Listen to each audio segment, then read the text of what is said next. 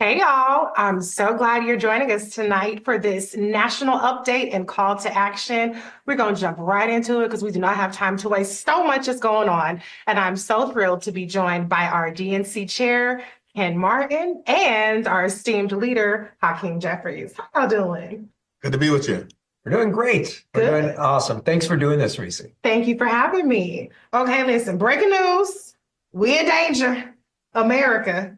We have seen the news, which has now been confirmed by the White House, that our Defense Secretary Pete Hegseth, along with others, including Vice President J.D. Vance, were in a signal chat, which I will add is not where you exchange classified top secret information, planning out the details of a launch on Yemeni Houthis militia.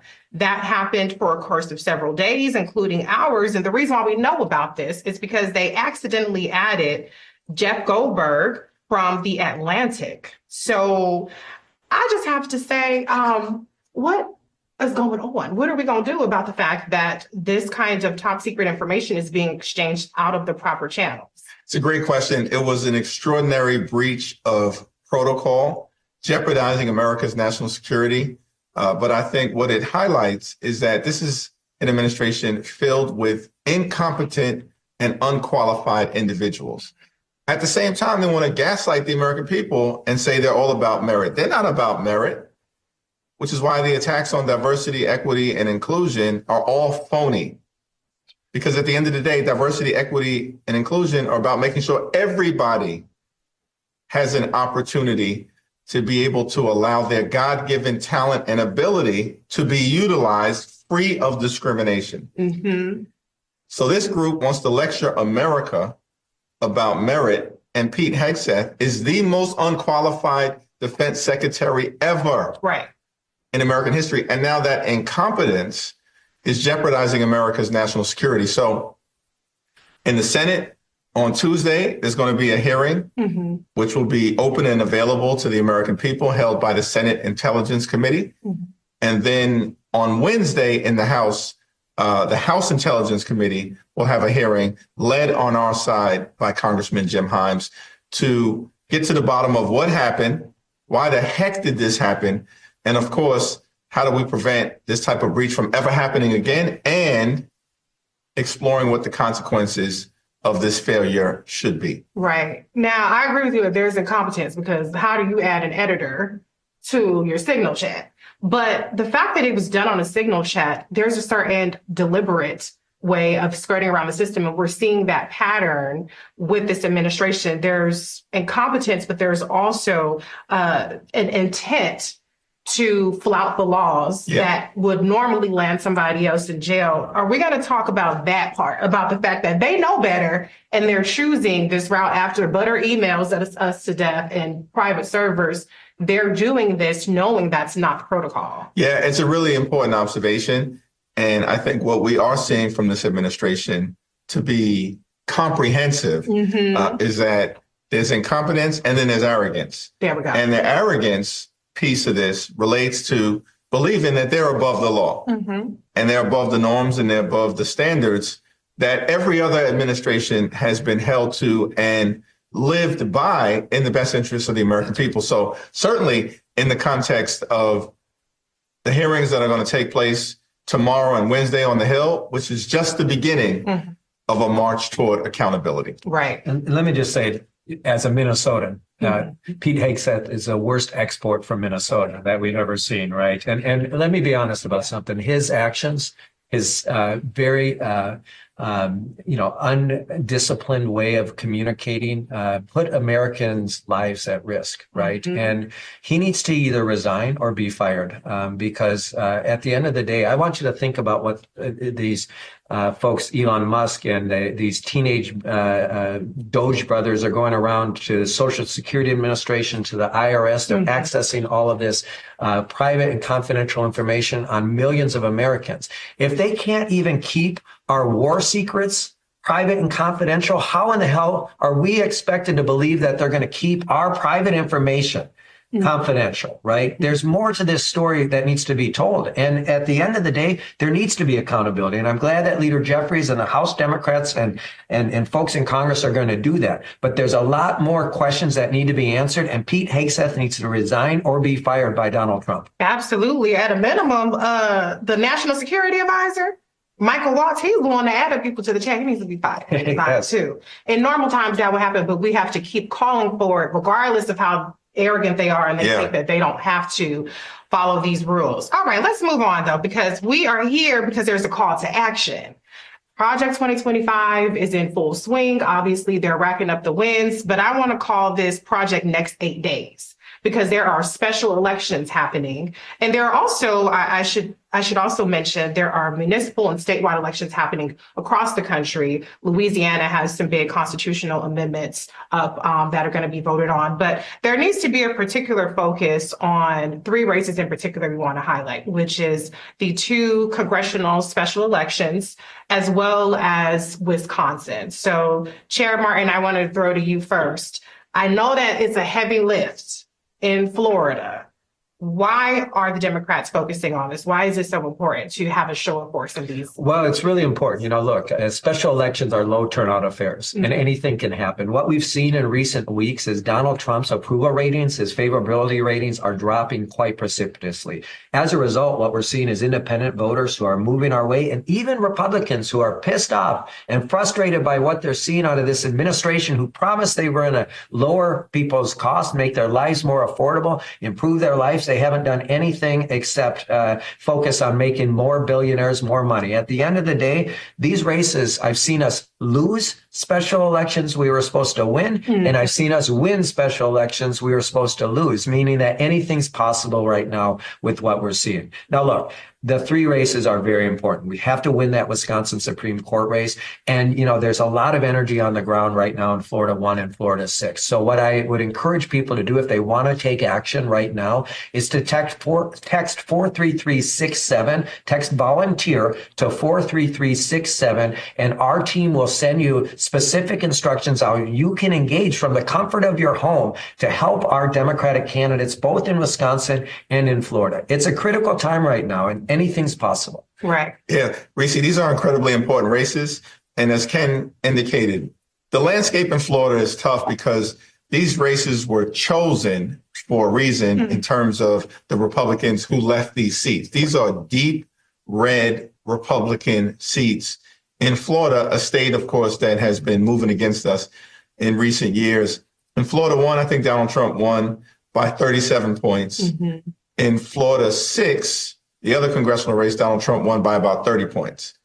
So these races shouldn't even be on the board in terms of being competitive, but they are because of how extreme Donald Trump and Republicans have been. Right.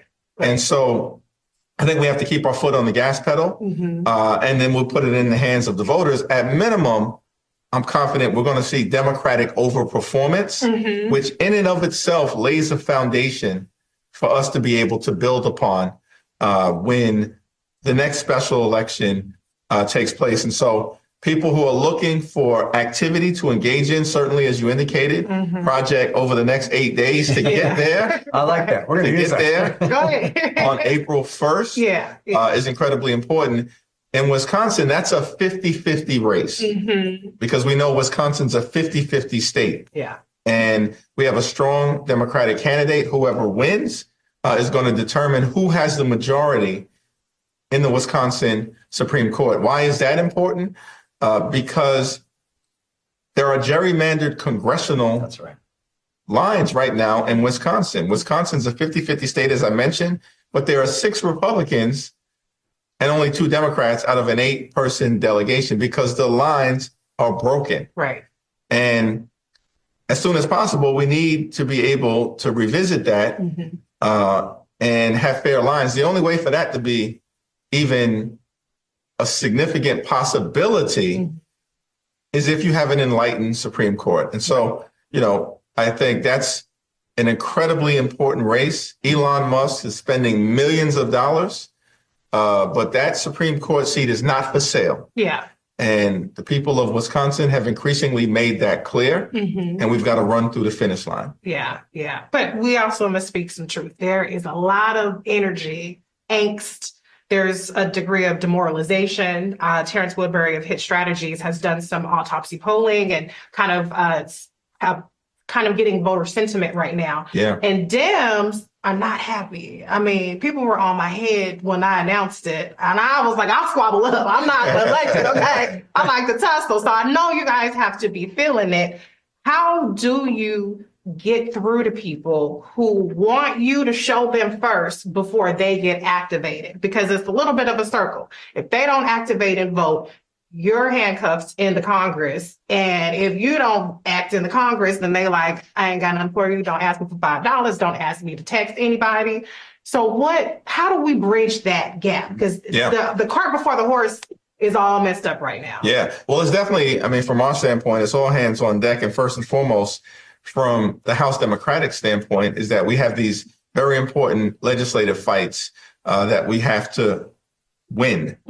And first and foremost is the Republican effort to try to jam the largest Medicaid tax cut down the throats of the American people in our country's history. Children will be hurt. Families will be hurt. Women who rely upon Medicaid, almost half the births in many parts of the country are Medicaid-related births in terms of health insurance. So women will be hurt. Older Americans who rely upon Medicaid for nursing home care and home care will be hurt, and everyday Americans with disabilities. And every single House Democrat strongly opposes these Medicaid cuts. Right. Every single House Democrat. And every single Senate Democrat voted against these Medicaid cuts at the end of February as well. We're in total alignment. And we've got to keep the pressure on the Republicans because we only need 3 in the House to actually do the right thing by the people that they represent. And we can stop this Medicaid cut from taking place, just like in 2017, we stopped Republicans from repealing the Affordable Care Act. That's exactly right. And, look, at the end of the day, I'm proud of what our Democratic attorney generals are doing right now, right, to take the fight to Donald Trump and to file these lawsuits. Democratic governors and Democratic mayors and elected officials are creating safe spaces for targeted communities throughout this country right now. And our members of Congress right now are standing up and leading the fight against these devastating cuts on Medicaid and Social Security. And so the idea that Democrats aren't fighting just isn't accurate. I mean, the DNC has stood up 50 town halls in 50 Republican districts, because if the Republicans aren't going to listen to their constituents, goddamn it, we're going to listen to them, right? We're going to give them an outlet to be heard, because we live in a democracy, and that requires elected officials to actually meet with their constituents and to hear their concerns right now. We were just up in Bethlehem, Pennsylvania, Congressman Raskin and I and others. We heard from constituents loud and clear right now the devastating impacts on their own community and their lives. And what we need to do at this moment is both show the American people, and I'm proud of Leader Jeffries and the Democrats in the U.S. House for standing up and showing them that we're going to fight back. We're going to resist the extremes of this administration, and we're going to fight for our values. But at the end of the day, Reecie, we need to focus on winning, which is why we are fiercely focused on making sure that we win back the U.S. House of Representatives and make Leader Jeffries Speaker Jeffries. Why? Because at the end of the day, there's no brownie points when you come in second. Yeah, there isn't. You can't build power around our values and improve people's lives unless you're in the majority. And the surest way to stop Donald Trump and Elon Musk and J.D. Vance in their tracks is to win back the U.S. House in 2026. And that's what we're focused on. And again, for folks listening at home, 43367, text volunteer to 43367. If you want to join the fight alongside me and Leader Jeffries and thousands of Democratic elected officials throughout this country, join us. We need everyone. It's not up to Leader Jeffries alone, or Ken Martin alone, or Chuck Schumer alone, or anyone else alone. It's going to take all of us to actually chart a new future for this country. Ken makes an important point. It's all hands on deck. And, the battle is in the Congress. The battle is in the courts. The battle is for the hearts and minds of the American citizenry.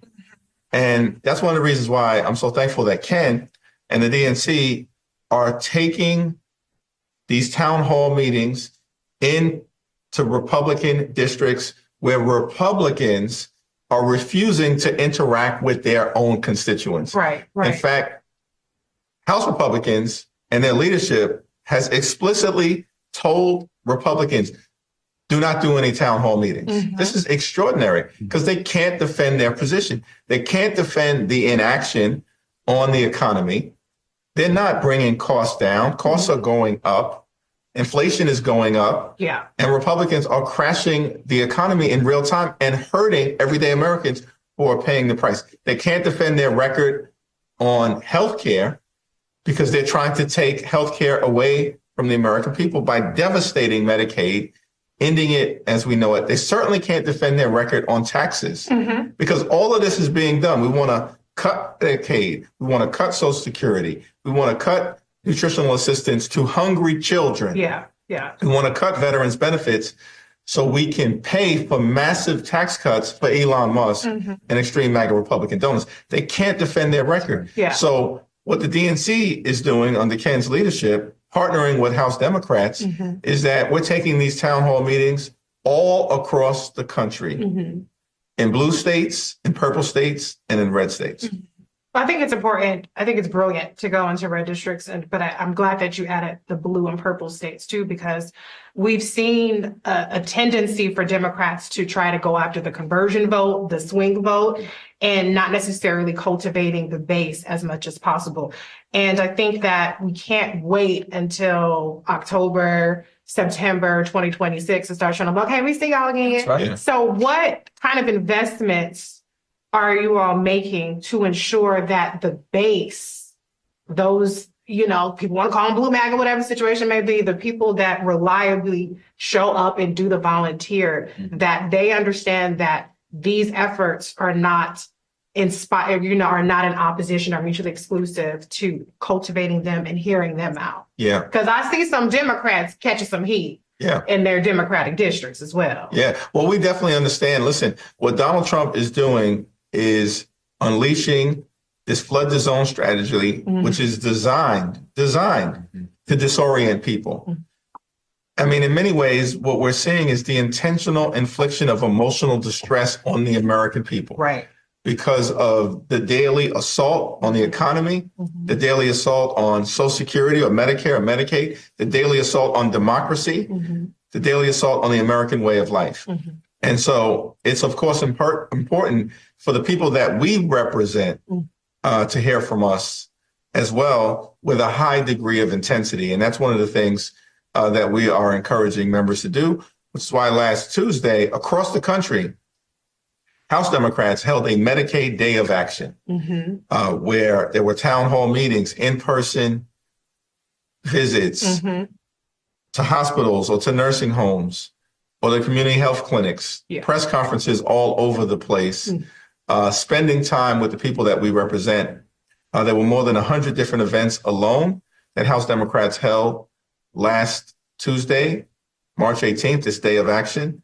A total of more than 150 events all across the country, and we're just getting started. Yeah. Let me say, when I ran for chair, one of the things I talked about is getting the DNC out of DC. And it's a mindset, right? The idea is we have to get back to connecting with voters in the states. I wrote the 57 state party strategy, this idea that if we're going to turn a red state to a purple state to a blue state, we have to make investments of time, energy, and money. But that's true of blue states as well. There's no such thing, Reecie, as a perpetual red state or a perpetual blue state. And you see our own indifference over the years of actually investing in base communities and base areas has seen an erosion of Democratic support there, right? Definitely. So we have to organize everywhere. That's my whole motto is when you organize everywhere, you can win anywhere. And we have to start changing how we approach politics, because one of the things you hit on is where we have gotten beat over the last probably 5 to 10 years is the Republican Party's campaign all the time.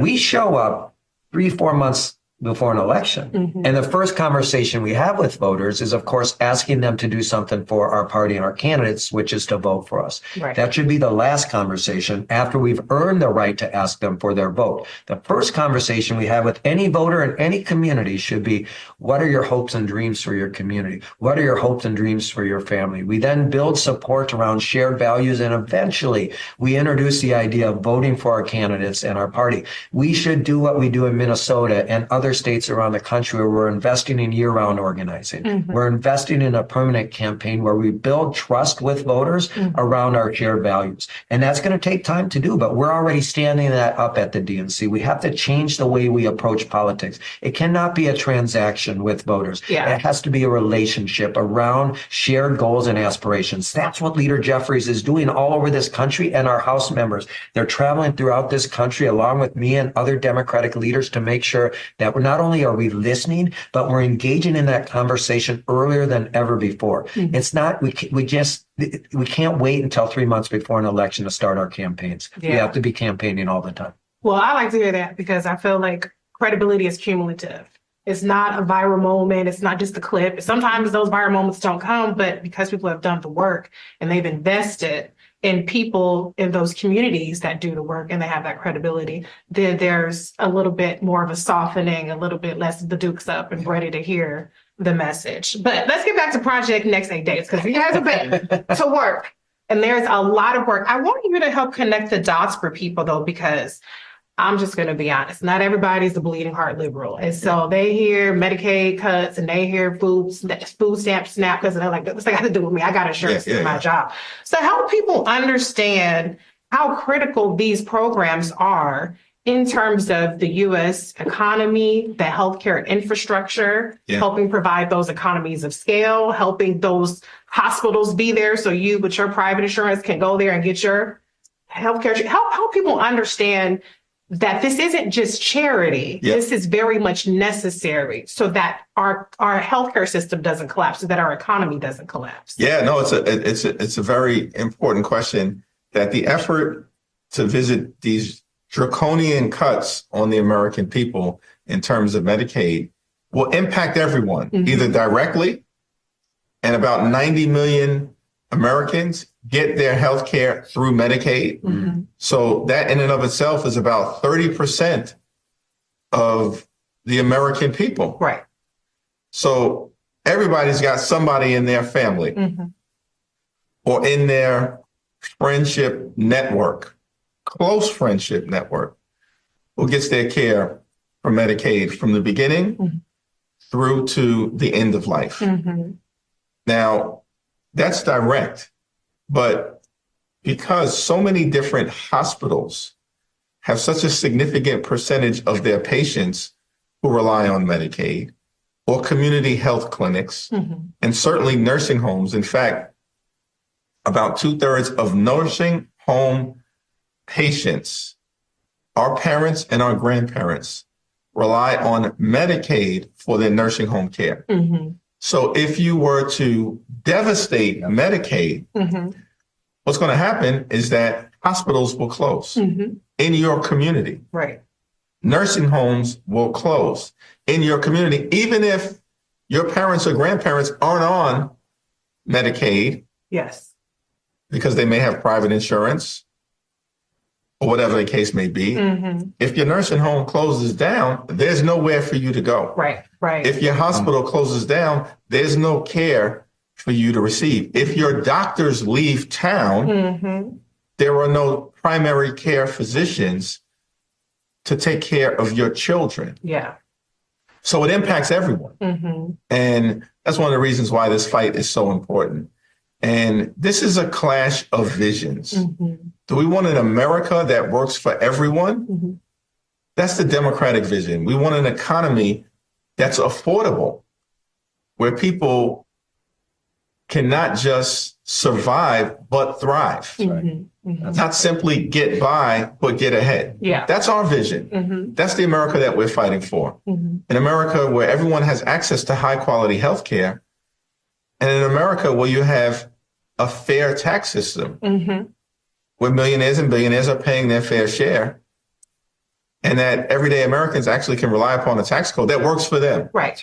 Not just for the privileged few. That's what this fight is all about at the end of the day. Not simply who's got the gavel, who doesn't have the gavel, but what are you willing to do with that gavel? What is your vision for America? We're seeing that the Trump vision, the Republican vision, it's all about the wealthy, the well-off, and the well-connected. Right. Not everyday Americans, not working class Americans, not the poor, the sick, the afflicted, not middle class Americans.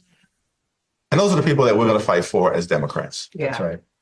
Well, and let me just say, I mean, I think, that is a question. That's whose side are you on? Right? Are you on the side of the billionaires and the people who already have so much, the wealthy corporations? Or are you on the side of the people who are just hoping to make it in life, to Leader Jeffries' point, to actually get ahead, right? To maybe save enough money so they can take their kids on a vacation or send their kids to college or retire with dignity or to afford healthcare, right?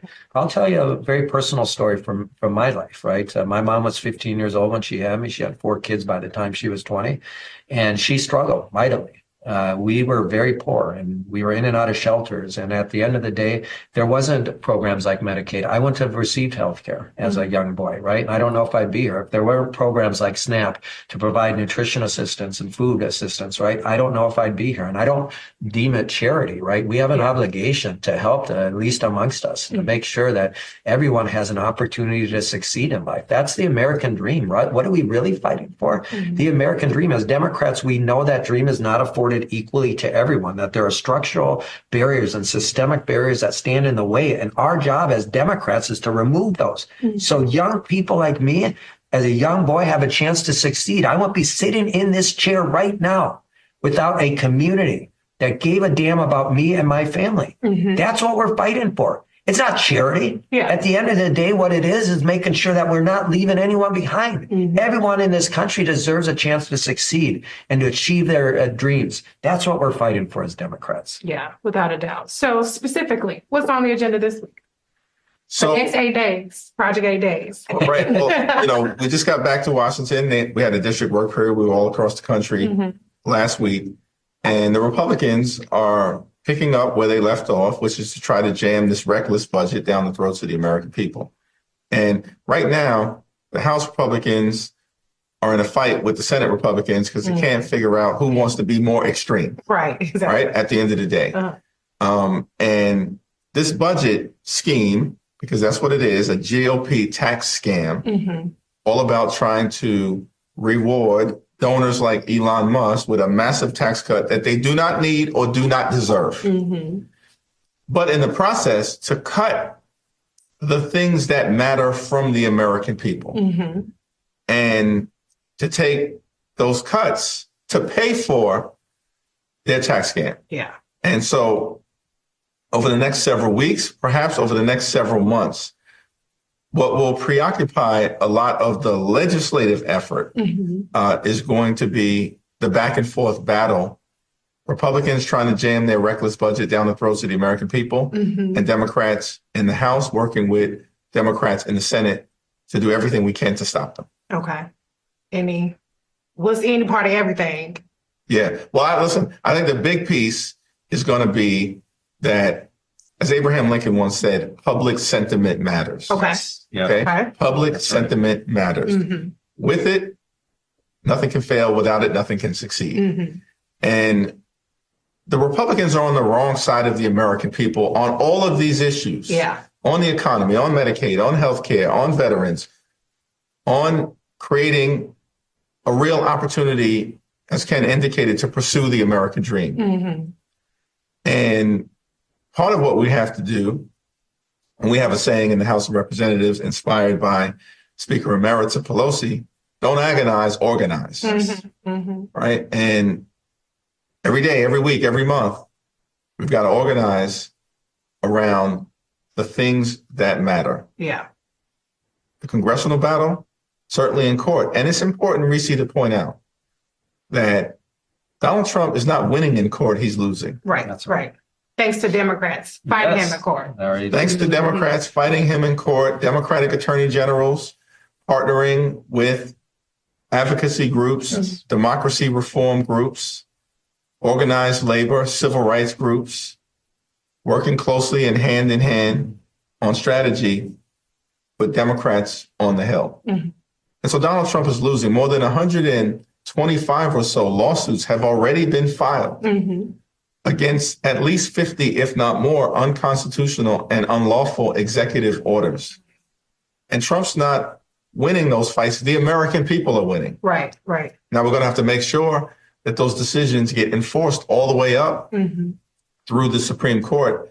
And that's one of the things that we're working on as congressional Democrats, making sure that we can hold the Trump administration accountable for not breaking the law and violating court orders. And if that happens, that there are real consequences that back them up from any effort to try to undermine judicial decisions that are made. And by the way, all this talk about impeaching judges who disagree with Donald Trump, it's not happening. It's not happening. Not a single Democratic vote exists for it in the House. Not a single Democratic vote exists for it in the Senate. It's not going to happen. And judges should not feel intimidated. Period. Full stop. Right. Yeah. Okay. I want to talk about one more thing before we head out. I was watching March Madness and I was like, oh, Lord, here we go again with these political ads. I thought we had left at the World Series. But Donald Trump or supporters of Donald Trump are running ads during March Madness. Yes. This is a whole new world that I didn't know that Donald Trump did all these fabulous things, including he ends it that he's going to make cancer history. When we know that the Republicans and DOJ and Congress, et cetera, are cutting grants for cancer research and attacking institutions. But it did make me wonder, okay, wait a minute, well, where are the Democrats at in terms of the counter messaging? You know, is there a strategy to get on air at any point? You know, how are you all focusing on the fact that there is so much disinformation? They're taking credit for things that haven't happened. They're lying and saying things that are happening that aren't. What is the actual strategy to combat that? Let me say, we actually are just standing up this week our war room, right? And really focused on four things in particular. One is combating misinformation and disinformation. This is really critical because it's pervasive. It's quite substantial, the amount of misinformation and disinformation the Republicans are putting out there in many non-traditional spaces, right? And so we have to combat that. And the old tactics of cease and desist and suing social media companies, that doesn't work anymore. So we have to find new tactics to actually stop this spread of misinformation. The second piece of that is a daily response where we're responding to the soup du jour. Whatever BS Trump and Musk and the Republicans are putting out, we need to be fiercely responding to with a response by subject matter experts. We're going to be standing up a people's cabinet with people who can respond to whatever Donald Trump and Musk are putting out that day. The third thing is competing in all of these new information spaces, because the reality is broadcast TV. Look, I'm 51 years old. I still, my kids think I'm a dinosaur because I still read a hard copy of a newspaper. The one thing I don't do, my wife and I, we don't watch broadcast TV anymore. I don't know if you do, but most people don't. And as a reality, we need to start recognizing that we need to go where voters are getting their information. I'm a hunter. People ask me all the time, where do you go to hunt? They think I'm going to give up my favorite hunting spot? Hell no. Where do I go to hunt? I go where the deer are. And in this case, we need to go where voters are getting information. And this is the one thing that we learned from this last election.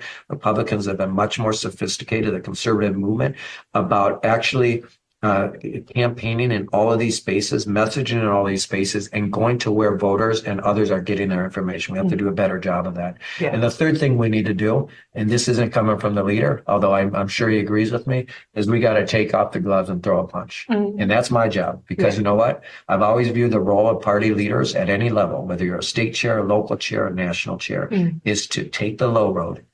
So our candidates and elected officials don't always have to throw the punch. They can take the high road and talk about our vision and what we're going to do to improve people's lives.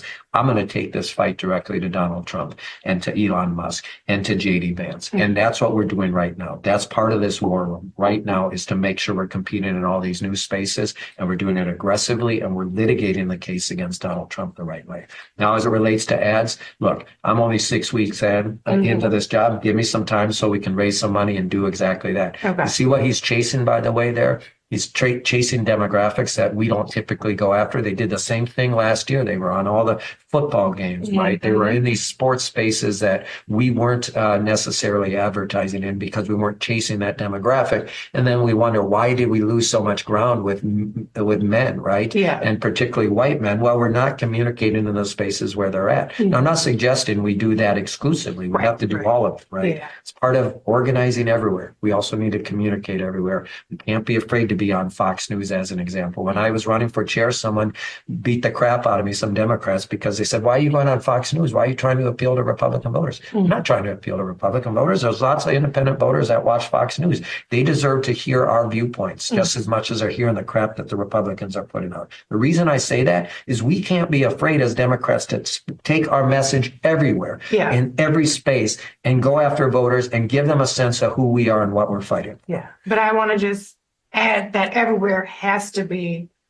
preaching to the choir. Because a lot of things that I heard, my show is on SiriusXM Urban View, and people say, well, they don't have to come to Urban View because, they already know how we're going to vote. And I'm like, first of all, not everybody who listens to Urban View votes a certain way, but sometimes Democrats take for granted the fact that they need to come the same way that Donald Trump will call in to Fox and Friends, whatever, consistently, that we need to consistently engage with people that you think you have, because what I like to say is you may be preaching to the choir, but the choir sings. Yeah. And so if you give them the sheet music, if you give them the song, those are people that are going to engage, and that engagement is going to multiply. So I just want to put that out there. You can come to Urban View anytime. Yeah, I look forward to it, Reecie, and it's incredibly important. And we have to do two things at the same time.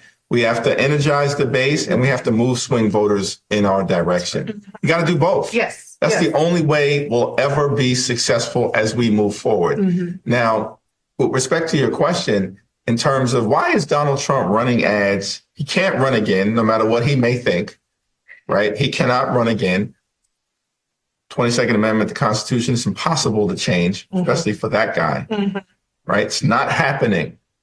Y'all heard that? Because a lot of people keep saying, oh, he's going to run again. I'm convinced he's going to run again. But Leader Jeffries is saying. By the way, it's not happening. And if it does, if he can run again, so can Barack Obama. That's right. Let's be clear about that. Let's have a rematch. Right. Let's be clear about that. So now the thing is that his numbers are tanking. They are collapsing in real time because he was elected to improve the economy. He's failing. He's crashing the economy.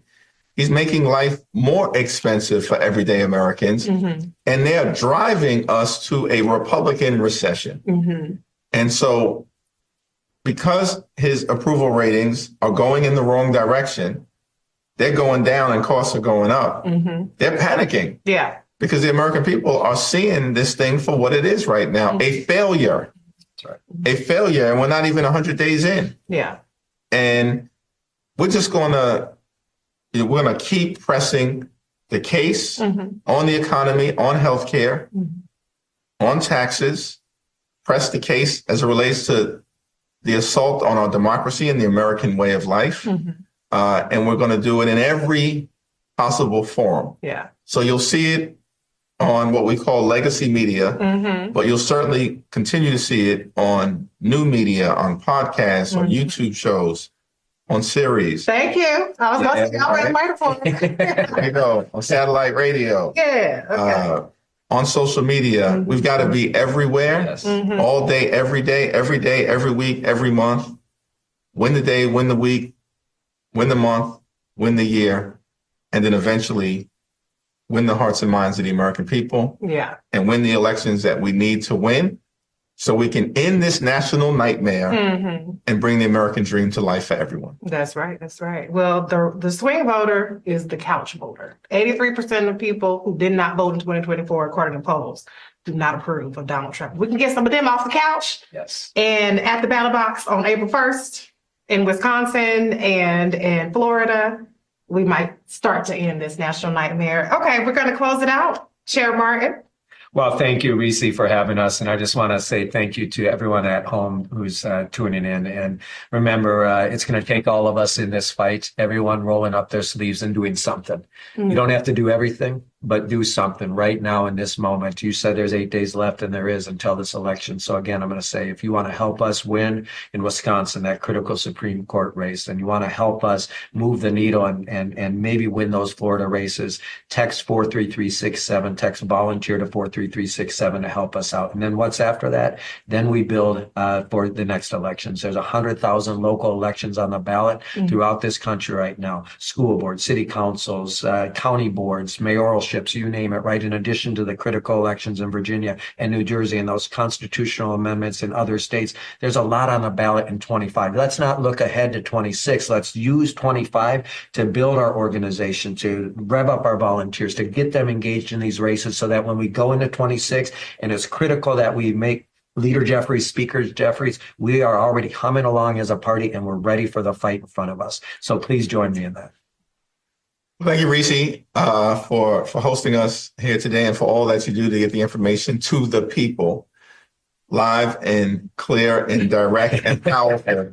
So we appreciate that. And certainly, Ken, thank you for your leadership. I want to thank everybody for tuning in today, for your thoughts, for your ideas, for your inspiration, for your concerns, your critiques of kind of where we are and where we need to go. It all matters, and it's all important. Earlier this month, I had the opportunity to visit Selma for the 60th anniversary of Bloody Sunday. And what struck me about the situation is that John Lewis and all of those civil rights heroes and foot soldiers had no rational reason to believe that they could be successful. Right? In the heart of the bloody Jim Crow South, in one of the most racist counties, Dallas County, in Alabama. But they had courage, they had conviction, and they had character. And they knew they were on the right side of that fight. And they leaned in, they showed up, they spoke up, they stood up, and they were successful. That's what the past has taught us whenever we found ourselves in a difficult moment, a turbulent moment, a backlash moment, which is what we're in right now. And so we look forward to working with everybody to show up, stand up, speak up for what we know is right. And we are going to get to the other side of this and continue America's march toward a more perfect union. That's right. Well, thank you, fellas. Thank you. Thank you all for tuning in.